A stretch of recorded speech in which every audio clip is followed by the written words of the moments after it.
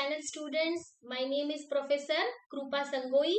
आज हम लेके आए हैं आपके लिए organization of commerce and management SYJC की न्यू सीरीज। आपका नया सब्जेक्ट है OCM, organization of commerce and management. ठीक है स्टूडेंट्स, इसके पहले हमने SYJC की सेक्रेटेरियल प्रैक्टिस की भी सीरीज स्टार्ट की हुई है, जिसकी लिंक आपको डिस्क्रिप्शन बॉक्स में मिलेगी। Please view, comment, like and subscribe. Thank you very much.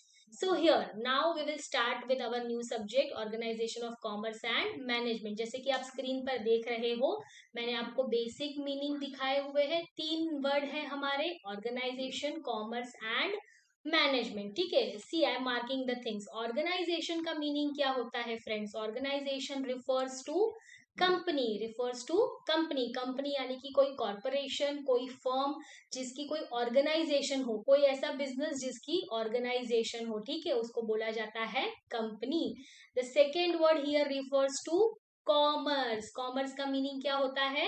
Business. Business मतलब buying and selling of goods and services. हम डिटेल में इसके बारे में पढ़ेंगे। ठीक है, सो ऑर्गेनाइजेशन का मीनिंग बताया commerce. And the third one is management. Management refers to handle the things और to manage the things. Things को हैंडल करना, बिजनेस एक्टिविटीज होती है कंपनी में जिसको संभालना, that is called as management, and which is called as to handle the things, to handle the activities and to manage the activities. ठीक है friends, so with this subject we will definitely go forward for the first chapter.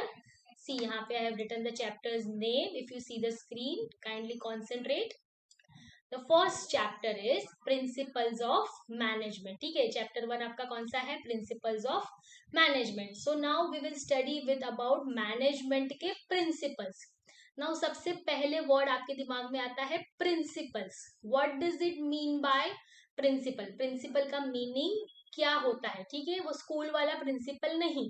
Principles मतलब यहाँ पे basic example मैं आपको बताऊं तो कोई रूल, कोई रेगुलेशन या फिर टर्म्स या फिर यू कैन से कंडीशन। ठीक है, ये हमारी नॉर्मल लैंग्वेज में हम प्रिंसिपल को बोलते हैं। प्रिंसिपल मतलब क्या? एक रूल है, एक रेगुलेशन है, एक टर्म्स एंड कंडीशंस है कोई पर्टिकुलर एक्टिविटी करने के लिए। Okay, understood. तो अब हम यहाँ पे आपको एक बिजनेस का जो मीनिंग होता है वो दिखाएंगे प्रिंसिपल का। ठीक है students, see any organization, see I have written it here, any organization does multiple activities। Organization क्या करती है? बहुत सारी एक्टिविटीज करती है। तो वो एक्टिविटीज करने के लिए आपको एक पर्टिकुलर रूल फॉलो करने होते हैं, एक सिस्टम फॉलो करना होता है। सिस्टम को आप बोलोगे टेक्निक्स या फिर सिस्टम और पैटर्न। ठीक है, कुछ भी बोल सकते हो।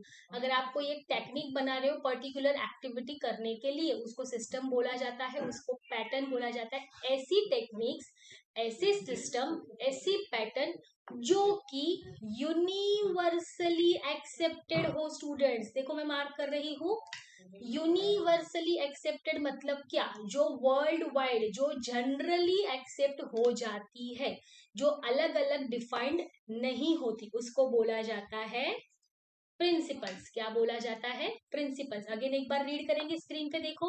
Organisation refers to some of the activities which means a techniques, a system और अ पैटर्न। ठीक है, तीनों में से कोई भी वर्ड यूज कर सकते हो। विच इज यूनिवर्सली एक्सेप्टेड, जो यूनिवर्सली एक्सेप्ट हुई है, जिसको सबने माना हुआ है, which is called as principle. क्या समझ में आता है? प्रिंसिपल। ठीक है, इसकी डेफिनेशन हम बाद में पढ़ेंगे। एक एग्जांपल देती हूँ आपको प्रिंसिपल के लिए।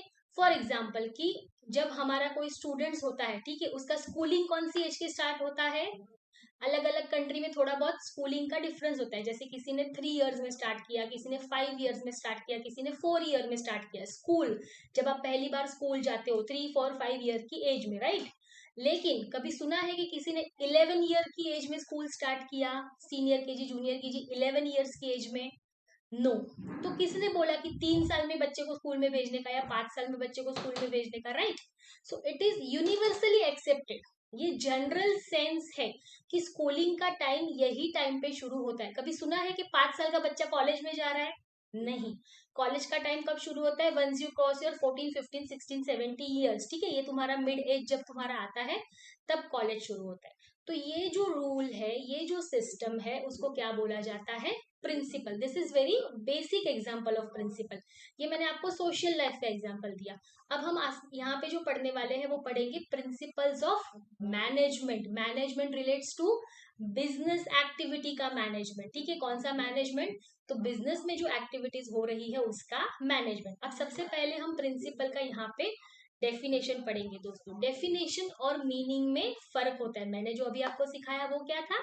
मीनिंग था। अब हम आगे क्या पढ़ने वाले हैं? Definition.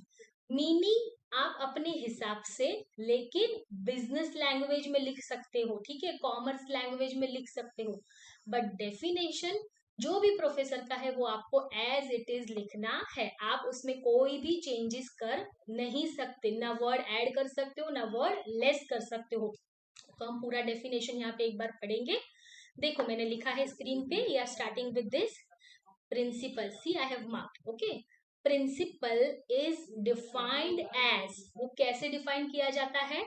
As a fundamental truth. The red marked one is fundamental truth. का मीनिंग क्या होता है? वो ऐसा टेक्निक है, ऐसा फंडा है, फंडा यानी कि लॉजिक, जो सच है, ठीक है, जो सच है, मतलब सब लोगों ने माना है उसको। Fundamental truth. और प्रपोजिशन मतलब पैटर्न, दैट सर्व्स, जो कि देता है, as the foundation for system. देखो अगेन रेड मार्क किया है मैंने, as the foundation for system.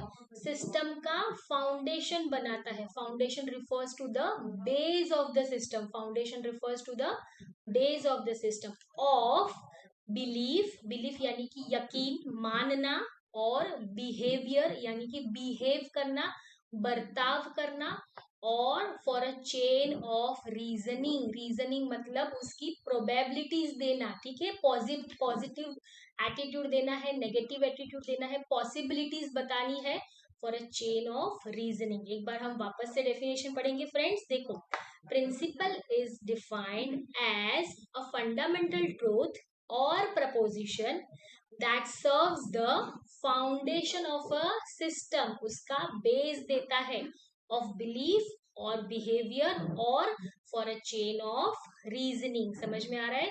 आपको ये वर्ड टू वर्ड याद रखना है डेफिनेशन, ठीक है। अब जो टेक्निक और सिस्टम के बारे में बात कर रही थी, उससे क्या बेनिफिट होता है हमको? हमको ये प्रिंसिपल क्यों फॉलो करने चाहिए, ठीक है।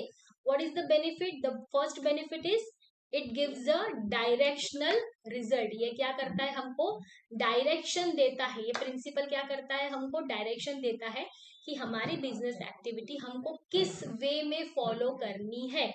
Second, it improves efficiency of the organization. ये क्या करता है? ऑर्गेनाइजेशन की इफिशियंसी को बढ़ाता है। इफिशियंसी मतलब क्या होता है? इफिशियंसी का मीनिंग क्या होता है? इफेक्टिवनेस, ठीक है, वो कितना क्विक फॉलो कर सकते हैं रूल्स को, कितना क्विक प्रोडक्शन कर सकते हैं, कितना क्विक अपना जो टारगेट है वो अचीव कर सकते हैं। सो that is efficiency of the organization. And the third point it gives is best coordination between the employees. जो ऑर्गेनाइजेशन के, कंपनी के जो सारे एम्प्लॉइज होते हैं, वो एम्प्लॉइज का जो है आपस में कोऑर्डिनेशन, दैट इज कॉल्ड तालमेल, ठीक है, एक दूसरे के साथ कोऑर्डिनेट करते हैं। वरना कैसा होगा? प्रोडक्शन वालों को पता ही नहीं मार्केटिंग में क्या चल रहा है। एक ही कंपनी में जो सारे डिपार्टमेंट होते हैं, उन सबको कोऑर्डिनेट करने में ये प्रिंसिपल्स हेल्प करते हैं, ठीक है। Coming back to the point, meaning और डेफिनेशन हमने पढ़ा है। प्रिंसिपल ऑफ मैनेजमेंट का फर्स्ट टॉपिक क्या पढ़ा हमने?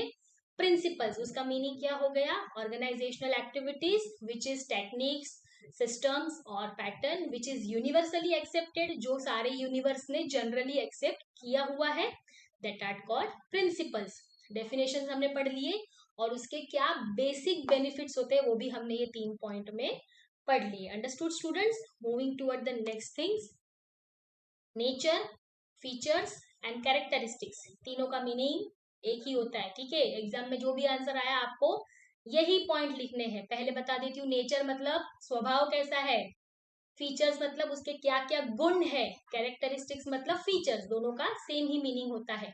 सो प्रिंसिपल्स ऑफ मैनेजमेंट के हमको नेचर, फीचर, कैरेक्टरिस्टिक्स पढ़ने हैं। कोई भी आंसर आए आपको लिखने यही पॉइंट्स है। So now will come to principles. अगर ये आंसर आपको एग्जाम में आता है तो सबसे पहले आपको प्रिंसिपल का मीनिंग लिखना है, जो हमने अभी लास्ट स्लाइड में पढ़ा। उसके बाद आपको प्रिंसिपल की डेफिनेशन लिखनी है वर्ड टू वर्ड, आप उसमें एडिट कर नहीं सकते स्टूडेंट्स, ठीक है। So will come to the principles of management nature, principles of management का नेचर, फीचर्स और कैरेक्टरिस्टिक्स। फर्स्ट वन क्या लिखा है पॉइंट देखो यहाँ पे, ठीक है, स्लाइड पे आ जाइए।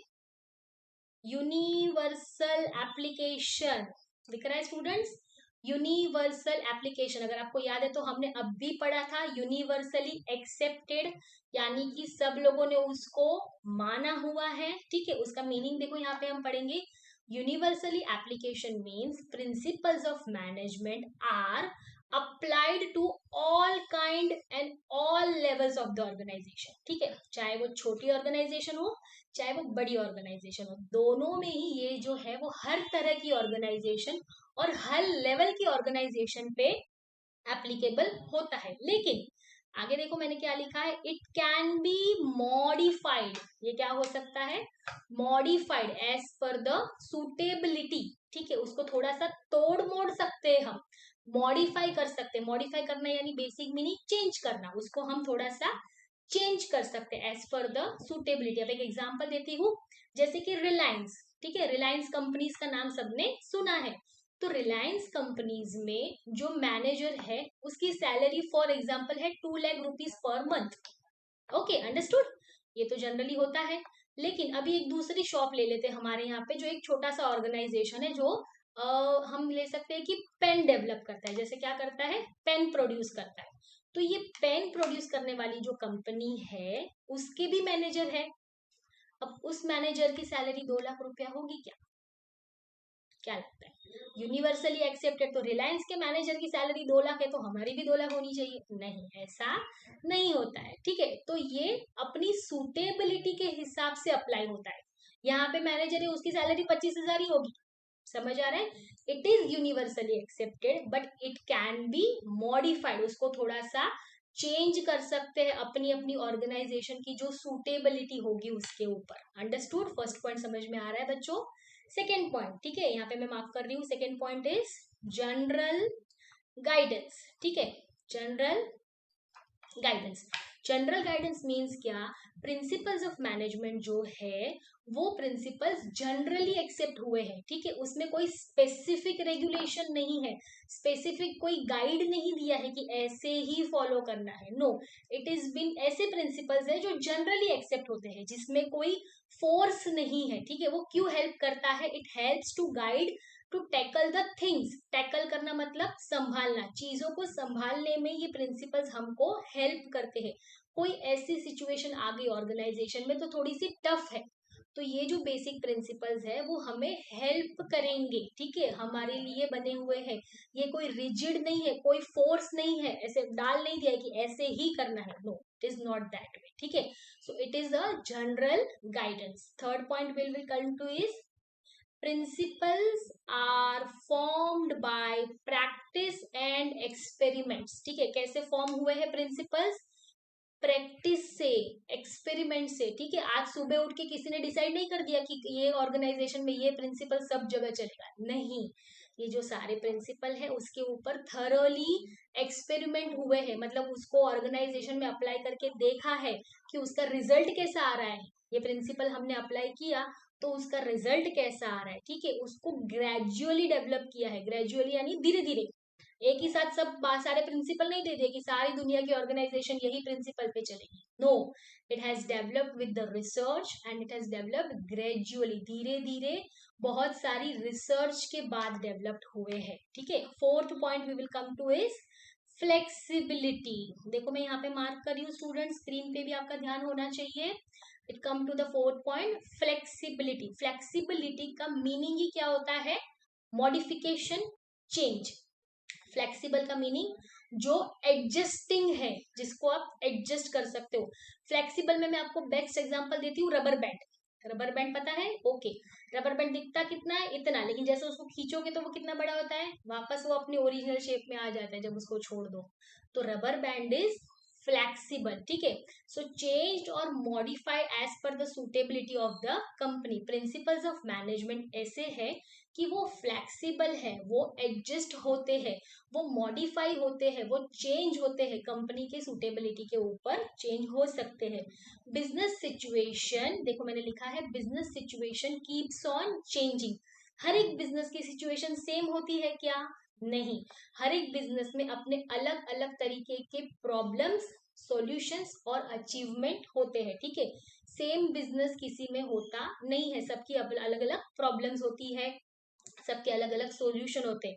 तो उस तरह से आप प्रिंसिपल ऑफ मैनेजमेंट को हैंडल कर सकते हो, मॉडिफाई कर सकते हो और आप उसको चेंज भी कर सकते हो। Principles get modify accordingly, principle उस तरह से मॉडिफाई हो जाते हैं। With this we will revise the 5 points. Universal acceptance, हर जगह पे एक्सेप्टेड होता है, ठीक है, जनरली। सेकेंड वही पॉइंट है, जनरल गाइडेंस, कोई स्पेसिफिक रूल्स रेगुलेशन नहीं है, ये हमको थिंग्स, एक्टिविटीज को टैकल करने के लिए, संभालने के लिए दिए हुए हैं।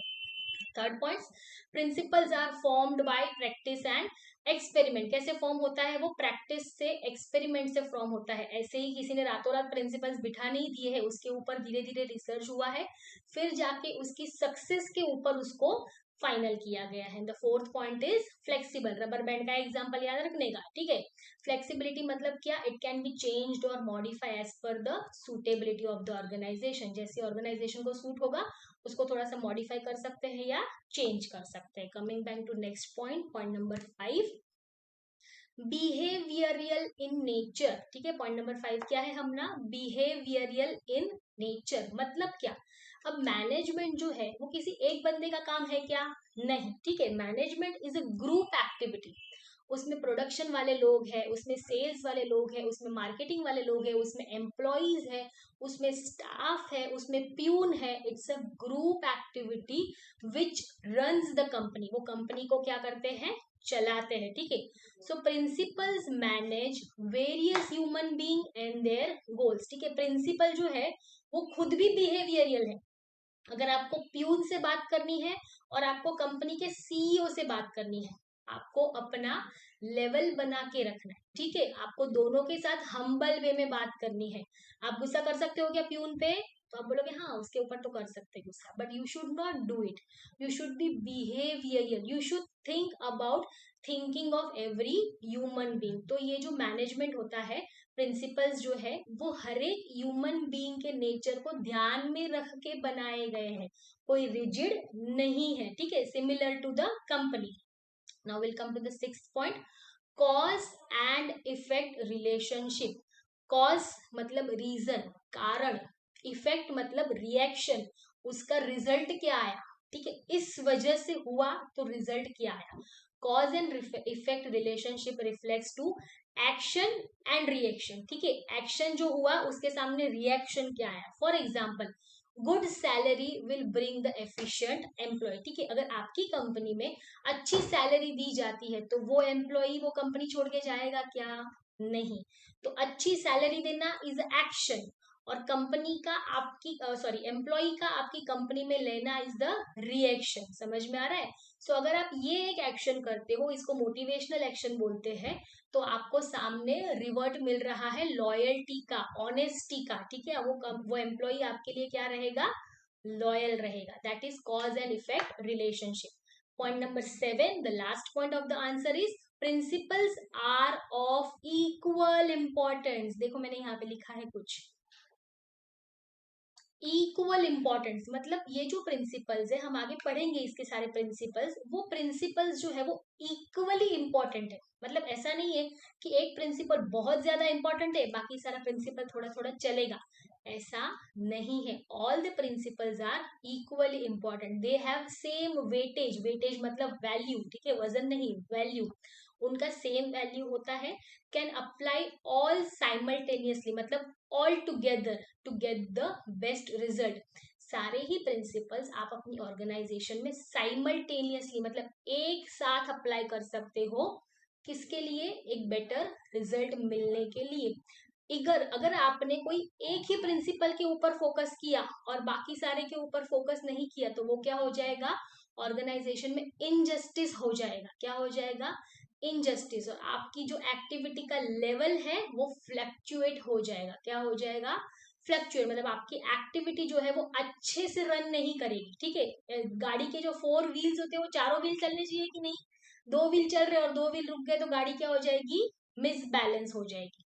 Same way all the principles are of equal importance, उसको सबको साथ में ही अप्लाई करना है तो आपको बेस्ट रिजल्ट मिलेंगे। ठीक है, with this answer we have come to the conclusion. देखो मैंने यहाँ पे रेड मार्क में लिखा है एक statement, management principles are the principles of social science. ये शब्द दिख रहा है आपको? सोशल साइंस क्या होता है? सोशल साइंस मतलब, सोशल मतलब रिलेटेड टू ह्यूमन बीइंग। अब जो ह्यूमन बीइंग यानी कि इंसान, ठीक है, तो हर इंसान अलग अलग होता है, सबके नेचर अलग अलग होते हैं। ठीक है, अगर आपका कोई ब्रदर सिस्टर है, उन दोनों का भी नेचर अलग अलग है, दोनों रियल ब्रदर सिस्टर है बट नेचर क्या है? अलग अलग है। So management basically deals with the human being. ठीक है, वो ह्यूमन बीइंग के साथ डील करता है।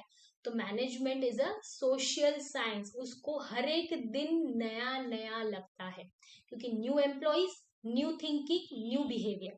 सो management is the are the principles of social science.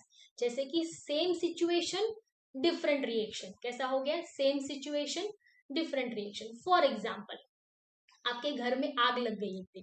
ठीक है, अगर घर में 2 जने, आपको और आपका भाई, तो आग लग गई इज अ सेम सिचुएशन, लेकिन आपने क्या किया? फायर ब्रिगेड को कॉल किया। आपने क्या किया? फायर ब्रिगेड को कॉल किया। लेकिन आपके भाई ने क्या किया?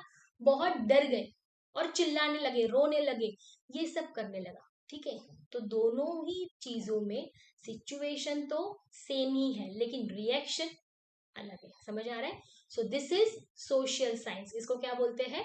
Social science. सोशल साइंस में एक ही सिचुएशन में अलग अलग ह्यूमन बीइंग अलग अलग तरह से बिहेव करते हैं। ठीक है, विद दिस पॉइंट हमने ये एक आंसर कंप्लीट किया है। यहाँ पे आपका क्वेश्चन नंबर 1, नेचर्स, फीचर्स और characteristics of principles of management. इसके 7 पॉइंट आपको बाय हार्ट करने हैं।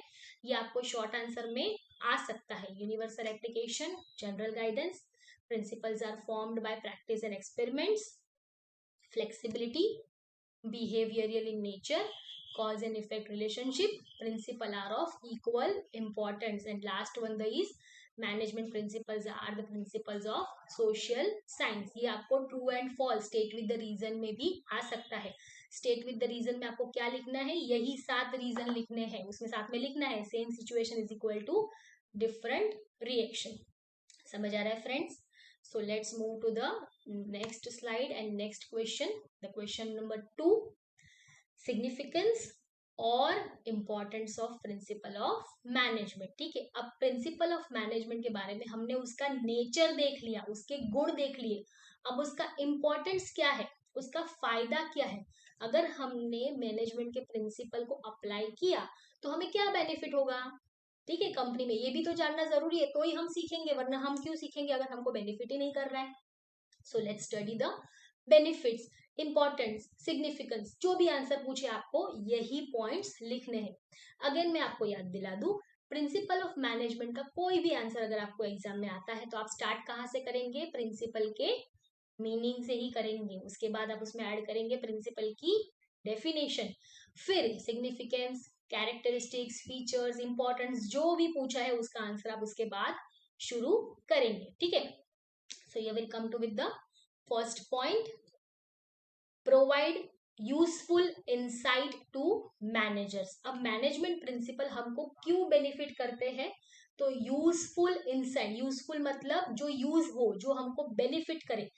Insight to manager, insight to manager मतलब मैनेजर को एक डायरेक्शन मिल जाएगा। कैसा डायरेक्शन? देखो यहाँ पे ये जो मैंने लिखा है POM, right, sorry, POM refers to principles of management। ठीक है, मैंने शॉर्ट फॉर्म लिखा है। POM helps manager to understand, manager को समझने में हेल्प करते हैं प्रिंसिपल ऑफ मैनेजमेंट। क्या समझने में? Organization situation. क्या समझने में हेल्प करते हैं? ऑर्गेनाइजेशन की सिचुएशन समझने में हेल्प करते हैं। वो सिचुएशंस में क्या हो सकते हैं? प्रॉब्लम्स हो सकते हैं। तो अगर प्रिंसिपल ऑफ मैनेजमेंट मैनेजर को अच्छे से पता है तो वो उसके सॉल्यूशन ढूंढ सकता है, क्या कर सकता है, सॉल्यूशन फाइंड आउट कर सकता है, और उससे वो क्या करेगा, final product is achievement of goal and vision, achievement of goals and vision. So principles of management provides मतलब वो देता है यूजफुल इंसाइट मतलब अंडरस्टैंडिंग टू मैनेजर्स, मैनेजर्स को एक अंडरस्टैंडिंग मिलती है जिससे ऑर्गेनाइजेशन की सिचुएशन को वो समझता है, ऑर्गेनाइजेशन के प्रॉब्लम्स को समझता है, उसका सॉल्यूशंस निकालता है, और अल्टीमेटली ऑर्गेनाइजेशन के जो गोल है, जो फाइनल डिसीजन है, वो सारे जो है उसको वो अचीव कर लेता है. ठीक है.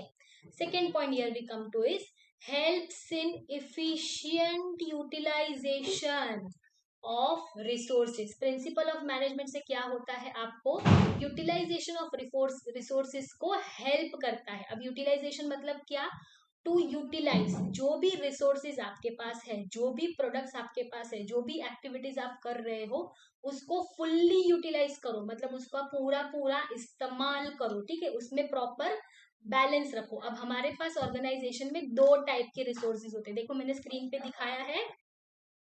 The first one refers to is physical resources and the other one is human resources. ठीक है, नाम से ही पता चल रहा है. देखो physical resources मतलब कुछ physically दिख रहा है, that is material, machines and money. देखो material, machines और money ये सारे physical resources है. But human resources refers to manpower, refers to manpower. अब जो हमारी ऑर्गेनाइजेशन है ये दोनों के बिना नहीं चल सकती, इसको फिजिकल रिसोर्सेज भी चाहिए, इसको ह्यूमन रिसोर्सेज भी चाहिए. तो अगर कोई मैनेजर है जो मैनेज कर रहा है ऑर्गेनाइजेशन, वो सिर्फ ह्यूमन रिसोर्स पे कॉन्सेंट्रेट करेगा या सिर्फ फिजिकल रिसोर्स पे कॉन्सेंट्रेट करेगा, तो उसकी गाड़ी बराबर चलेगी नहीं. समझ आ रहा है, उसको क्या करना है, प्रॉपर बैलेंस मेंटेन करना है between physical resources and human resources. Machinery, material और मनी, इन तीनों को आपको मैनेज कर रहा है विथ मैनेजिंग मैन पावर, यानी कि आपके एम्प्लॉइज, उनका भी ध्यान रखना है. ठीक है, किसी में से भी एक के साथ इनजस्टिस होना चाहिए नहीं. So that is our second point. Will come to the third point, scientific decision. ठीक है, अब प्रिंसिपल्स ऑफ मैनेजमेंट क्यों इंपॉर्टेंट है, it helps you to take scientific decision. Scientific मतलब आप बोल सकते हो लॉजिकल. ठीक है, ऐसे ही सुबह के जो मन में आया वैसे नहीं करना है, सिस्टमेटिक एंड बैलेंस डिसीजन लेना है which will able to handle the critical situation. आपकी कंपनी में बहुत सारी क्रिटिकल सिचुएशन का सामना करने की नौबत आ सकती है, तो वो टाइम पे आपको ये प्रिंसिपल्स एक बैलेंस डिसीजन लेने में हेल्प करेंगे. क्या करेंगे, एक बैलेंस डिसीजन लेने में हेल्प करेंगे. The fourth, very easy point it is, the fourth one is understanding social responsibility. अब बिजनेस के बारे में अगर आप सोचोगे तो मैं पूछूंगी आपको कि आप बिजनेस क्यों कर रहे हो, तो आप क्या बोलोगे, पैसा कमाने के लिए. क्यों कर रहे हो, पैसा कमाने के लिए. लेकिन क्या आइडियली सिर्फ पैसा कमाना ही हमारा मोटिव होना चाहिए, नहीं. आपका मोटिव इकोनॉमिक डेवलपमेंट यानी कि पैसा कमाने के साथ साथ सोशल डेवलपमेंट का भी होना चाहिए. ठीक है, यानी सोशल रिस्पॉन्सिबिलिटी भी बनती है. फॉर एग्जाम्पल, आपकी कोई माइनिंग कंपनी है जिसमें आप ऑयल वगैरह माइनिंग करते हो, ठीक है, प्रोसेस करते हो, तो उसमें अगर आप देखोगे तो स्क्रैप बहुत निकलता है. ऑयल कंपनीज जो होती है उसका स्क्रैप मतलब गंदा कचरा बहुत निकलता है. अगर एज अ गुड बिजनेसर आप क्या करोगे, वो सारा कचरा पानी में डाल दोगे क्या, वही पानी जो आगे जाके किसी के पीने में यूज होता है, no. So it is your social responsibility to handle that scrap that way कि उससे हमारी नेचर को कोई नुकसान नहीं होना चाहिए, हमारी ह्यूमन बीइंग को, हमारे इंसान लोगों को कोई नुकसान होना नहीं चाहिए. तो देखो यहाँ पे मैं देखती हूँ आपको सोशल रिस्पॉन्सिबिलिटी क्या होती है, हेल्दी वर्क प्लेस होनी चाहिए. क्या होनी चाहिए, healthy work place. It should avoid artificial monopoly. सबसे पहले हेल्दी वर्क प्लेस मतलब क्या, जहाँ पे आपकी कंपनी है, जहाँ पे आपके एम्प्लॉय काम कर रहे हैं, वो हेल्दी होना चाहिए. हेल्दी होना चाहिए मतलब अच्छे से सैनिटाइज होना चाहिए. आप सोचो आपकी ऑफिस है और ऑफिस के बाजू में बहुत गंदा सा कचरा पड़ा हुआ है, आपकी चेयर की बाजू में जो डस्टबिन है वो 15 दिन से साफ नहीं हुआ है, तो अच्छा लगेगा क्या काम करना? आप अपनी पूरी 100% देके काम कर पाओगे क्या? नहीं कर पाओगे, right? So healthy work place होना चाहिए, ये कंपनी की सोशल रिस्पॉन्सिबिलिटी है। Second, avoid artificial monopoly. Artificial monopoly मतलब क्या? झूठ मूठ की डिमांड। आर्टिफिशियल मोनोपोली मतलब क्या? झूठ मूठ की डिमांड। फॉर एग्जाम्पल, मैंगो का सीजन शुरू होने वाला है, आपकी कंपनी मैंगो के बिजनेस में है, ठीक है? आपकी कंपनी ने क्या किया कि इस बार मैंगो ज्यादा आए नहीं है मार्केट में, लेकिन आपके पास अच्छे मैंगो है, आपने उसको भर के रखा।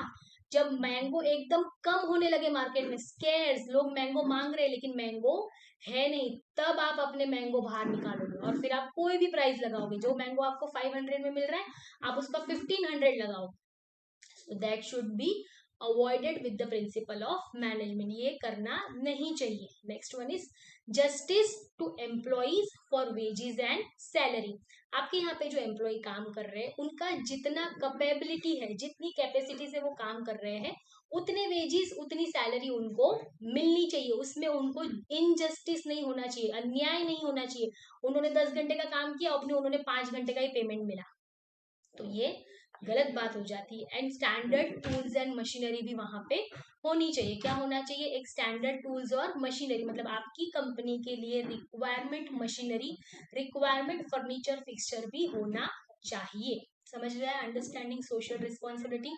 तो प्रिंसिपल ऑफ मैनेजमेंट आपको हेल्प करता है कि ये सारी बेसिक चीजें, बेसिक एमिनिटीज आप अपनी ऑर्गेनाइजेशन में ऐड कर लो, ठीक है? Will come to the next point. encourage research and development। R&D department, इसको शॉर्ट में क्या बोला जाता है? R&D department. So principles of management, encourage, encourage मतलब उत्साह, बढ़ावा देते हैं, ठीक है? उनको एनकरेज करते हैं, उनको मोटिवेट करते हैं रिसर्च एंड डेवलपमेंट करने के लिए। देखो यहाँ पे मैंने लिखा है POM मतलब प्रिंसिपल्स ऑफ मैनेजमेंट, ठीक है? शॉर्ट फॉर्म लिखा है। Principles of management are dynamic. Dynamic का मीनिंग क्या होता है? इट कीप्स ऑन चेंजिंग, ठीक है? क्या होता है? डायनामिक मतलब चेंज होता रहता है। अब वो चेंज के लिए आपको क्या लगेगा? Research and development. For example, आज से 50 साल पहले अगर आप देखोगे तो कंप्यूटर्स नहीं थे, हमारा सारा बिजनेस कैसे होता था? हाथ से होता था, ठीक है? हम बुक में लिखते थे, उससे हमारे अकाउंट्स मेंटेन होते थे, ऐसा होता था। लेकिन आज की जनरेशन में ऐसा चलेगा क्या? नहीं। आपको क्या करना पड़ेगा? ऑनलाइन लेना पड़ेगा सब चीज। ऑनलाइन के लिए आपको क्या लगेगा? कंप्यूटर्स लगेगा। तो ये आपने ढूंढा, तो आपने उसके ऊपर रिसर्च किया, उसको डेवलप किया। आज जाके हमारी कंपनी में सब लोग कैसे काम कर रहे हैं? कंप्यूटर पे काम कर रहे हैं। So this is research and development. It will bring new techniques, वो नई नई टेक्निक्स आपके यहाँ पे लेके आएगा, which is useful for the betterment of the business. So principles of management encourage use to do research and development. Research and development brings new techniques. New technique will give you definitely a better result. Point number 6, helps to coordinate and control। Principles of management क्या करता है? आपको coordinate करना, मतलब एक दूसरे के साथ कनेक्टेड रहना और कंट्रोल करना, ठीक है? तो better coordination between workers and healthy control of the business activities. अगर आपका कोऑर्डिनेशन, कोऑर्डिनेशन मतलब एक दूसरे के साथ कनेक्टेड हो, प्रोडक्शन वालों को पता है डिस्पैच में कब जाएगा, डिस्पैच वालों को पता है मार्केटिंग में कब जाएगा, मार्केटिंग वालों को पता है सेल्स में कब जाएगा, तो अगर ये अच्छा कंट्रोल है, अच्छा कोऑर्डिनेशन है, तो आपकी बिजनेस एक्टिविटीज जो है वो कंट्रोल रहेगी। एक भी दिन आपका वेस्ट होगा नहीं। प्रोडक्शन वाले ने बता दिया 15 दिन में मेरा प्रोडक्शन हो जाएगा, तो सेल्स वालों को पता है कि 20 दिन में अपने पास प्रोडक्ट आ जाएगा, तो let's prepare for our sales. So it is helps to coordinate and control the business activities. The last point is develop objective approach। Objective approach के बारे में मैं बताती हूँ। जैसे कि मैनेजर जो है, उनको बहुत सारी बिजनेस अपॉर्चुनिटी मिलती है, ठीक है? मैनेजर के पास क्या होता है? बिजनेस अपॉर्चुनिटीज आती रहती है। अब उसमें उसको देखना है कि बिजनेस अपॉर्चुनिटी लेने के बाद हमको इसमें कोई प्रॉब्लम आने वाली है क्या? फोरकास्ट करना है। फोरकास्ट करना है मतलब पहले से सोचना है कि आगे जाके क्या होगा। आज मैं ये काम करूंगा तो उसका रिजल्ट जो 1 साल के बाद आने वाला है वो क्या होगा, अगर कोई प्रॉब्लम लग रही है तो उसका आपको सॉल्यूशन ढूंढना है। तो principle of management helps you to develop a objective approach, particular object की अप्रोच हमको डिसाइड करती है। हर एक सिचुएशन अलग, हर एक सिचुएशन की अप्रोच अलग, so that's why it is objective approach. ठीक है, देखो यहाँ पे मैं मार्क करती हूँ objective approach. So with this, let's just revise this answer. Significance and importance of principles of management. सबसे पहला आंसर है provide useful insight to manager. Second, helps in efficient utilization of resources. resources को हमको अच्छे से utilize करना है. Scientific decision, understanding social responsibility, encourages research and development, R&D department, उससे नई टेक्निक मिलेगी और बिजनेस बेटर बनेगा. Helps to coordinate between the employers and control the business activities. And the last one is develop the objective approach. Develop the objective approach. ठीक है, with this we will end this session. तो आपको ये basic principle of management का knowledge यहाँ पे आ गया होगा. Meaning of principle, principles of management के फीचर्स देखे हमने और उसका इंपॉर्टेंस देखा. नेक्स्ट लेक्चर में हम लोग ये कौन से प्रिंसिपल्स हैं वो पढ़ेंगे. So please guys stay tuned. अगर आपको ये लेक्चर अच्छा लगा हो तो kindly like, share, comment and subscribe. Thank you.